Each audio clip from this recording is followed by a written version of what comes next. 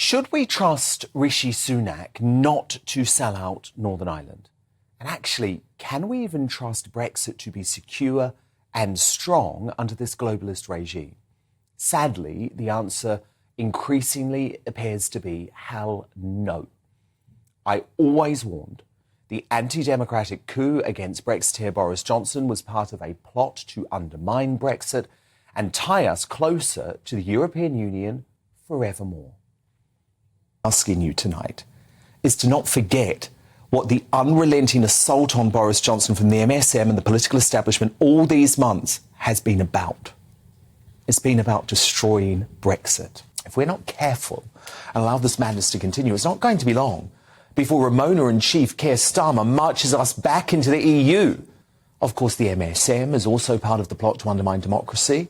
Why the hell do you think they went so hard to depose Boris from office over the most minor of indiscretions? Rather than use our Brexit freedoms to see us thrive across the world, this anti-democratic, globalist regime, who the masses haven't voted for, led by fishy Rishi Sunak, wants to see us handcuffed to the bloc and actually block the biggest democratic mandate in British history.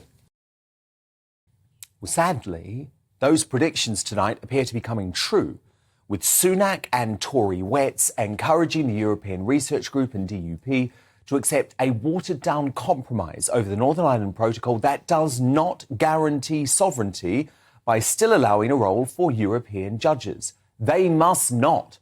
It's simply not acceptable to those of us who believe in the opportunities provided by a real Brexit. And Sunak is now in a perilous position politically, with his high-profile Brexiteer Home Secretary Suella Braverman said to be on resignation watch after issuing only tepid support earlier this week. Aware for some time now of challenges relating to trade, customs and sovereignty when it comes to Northern Ireland and the Northern Irish Protocol. And the legislation that the government introduced is one of the biggest tools that we have in solving the problem on the Irish Sea. The definition of insanity is doing the same thing over and over again and expecting different results. But as Jacob Rees-Mogg pointed out, Sunak seems to be following failed Theresa May's Brexit playbook.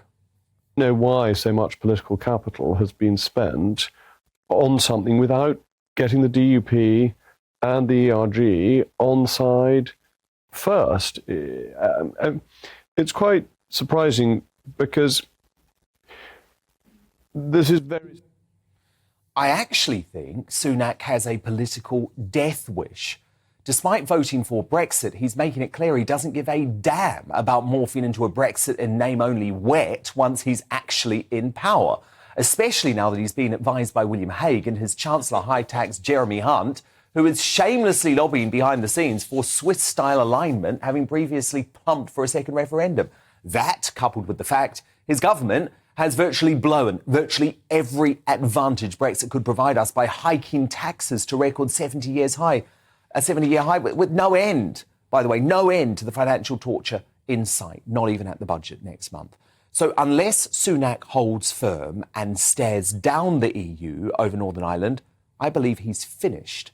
And it's only a matter of time until Boris Johnson returns to number 10 to finish the job he started. I hope I'm proven wrong.